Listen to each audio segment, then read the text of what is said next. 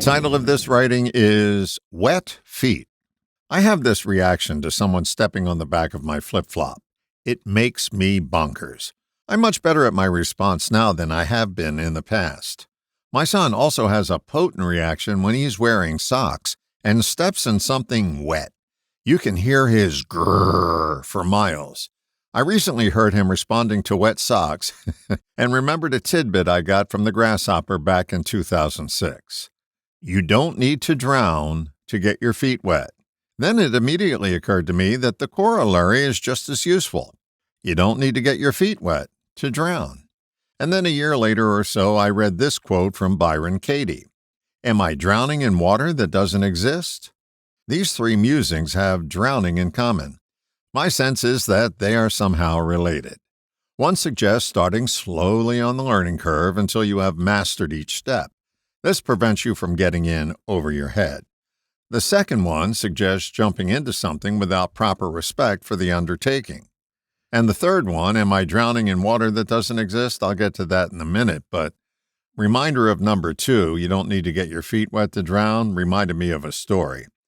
I think the evilest person on earth is the first person who convinced an advertising client to do his own radio commercial. They fed this guy's ego with enough BS about how great it would sound just to get him to buy advertising. Then, of course, they put his kids in the commercials with him. It was worse than stepping on the back of my flip-flop. I remember this one instance where the store owner came in and thought it would be a breeze to do his own commercial. He had a business that catered to women, but he couldn't say that word. He said the singular form of the word, woman, when he meant the plural version, women, and he sounded like a foghorn. He said, you guys have the easiest job. Anybody can do this.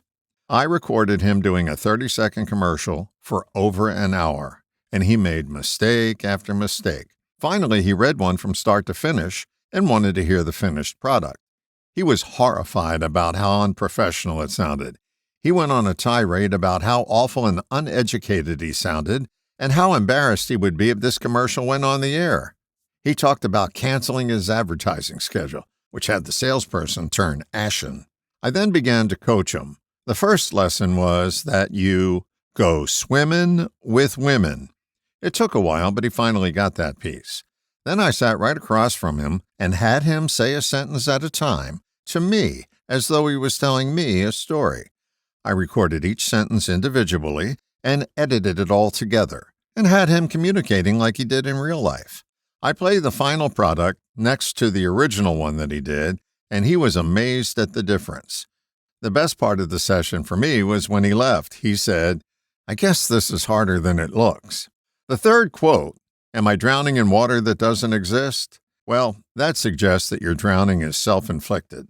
The floodwaters are in your head. When you respond to the thought machine in your head with more thoughts, you are adding to the illusionary deluge. You are drowning in your own thoughts. The life preserver is presence. Become aware that you are letting the mental faucet drip and drip until you have real water. This recognition of the repetitive thought process while it's going on turns off the tap. So what's the message here? 1. Break something down into manageable pieces. 2. Have respect for something you are currently unable to do. 3. Have the presence to know that berating yourself will only make the drying out process take longer. All the best, John.